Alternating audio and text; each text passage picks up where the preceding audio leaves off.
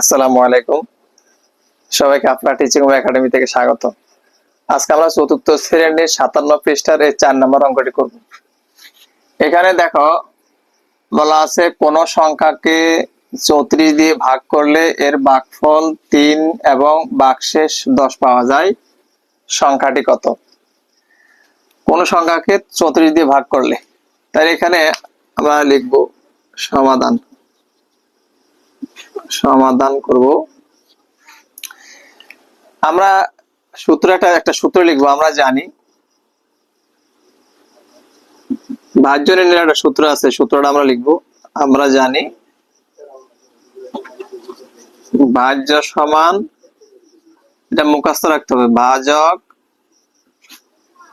গুণ ভাগফল যোগ ভাগশেষ।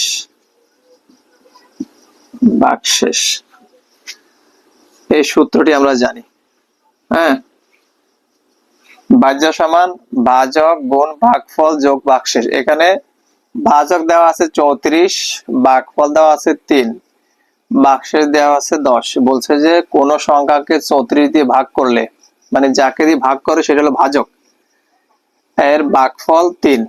তো ভাগফল আর ভাগশেষ দেওয়া আছে, তাহলে এটা ভাজক, তাহলে আমরা ভাজ্য বের করবো।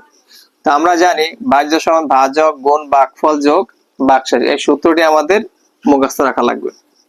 এখানে দেওয়া আছে ভাজক কত, ভাজক হলো 34 গুণ ভাগফল কত দেওয়া আছে 3